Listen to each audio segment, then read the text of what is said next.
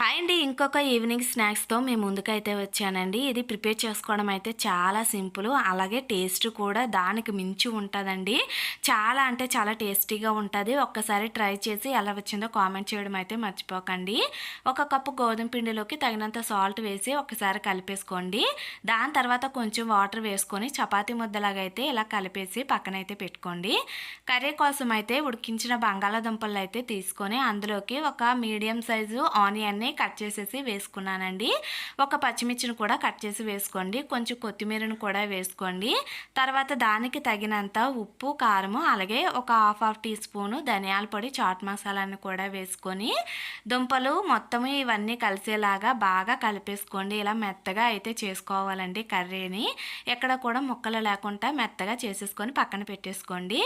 ఇప్పుడు చపాతీని అయితే round shape వచ్చేలాగా అయితే పామేసుకోండి. మనకి రౌండ్ షేప్ వస్తే వీడియోలో చూపిస్తున్న విధంగా రౌండ్గా ఫ్లవర్ కూడా వస్తుందండి. దాని తర్వాత కర్రీని ఇలా మధ్యలోకి కొంచెం హోల్ లాగా అయితే చేసేసుకొని చేతిలోకి తీసుకొని ఆ హోల్లోని ఇలా కొంచెం చీజ్ ఎక్కువగా పెట్టుకోండి. చీజ్ ఎక్కువగా పెట్టుకుంటే మనకి చాలా టేస్టీగా ఉంటుందండి. తర్వాత చుట్టూ ఇలా కవర్ చేసేసుకొని ఈ కర్రీని ముందుగా ప్రిపేర్ చేసుకున్న చపాతీ మధ్యలోనైతే పెట్టేసుకొని చాకుతోటి వీడియోలో చూపిస్తున్న విధంగా ఇలా అక్కడక్కడ కట్ చేసుకుంటూ వెళ్ళండి.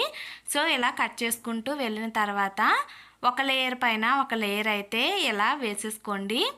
ఇలా వేసుకునేటప్పుడే మనం లేయర్లు ఊడిపోకుండా కొంచెం ప్రెస్ వేసుకుంటూ వెళ్ళాలండి. ఒక లేయర్ పైన ఒకటి వేసుకుంటూ వెళ్ళాలి. కర్రీ బయటకు రాకుండా వేసుకోండి. సో ఇలా ప్రెస్ చేసేసుకోండి. వేసుకున్న పార్ట్ మొత్తము ఇలా ప్రెస్ చేసుకోండి, ఊడిపోకుండా ఉంటుంది.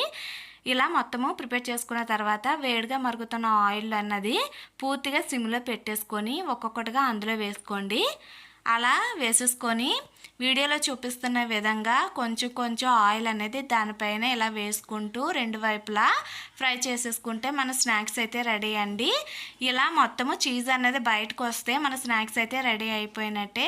తర్వాత ఇలా సర్వ్ చేసుకోవడమేనండి. చాలా టేస్టీగా ఉంటుంది.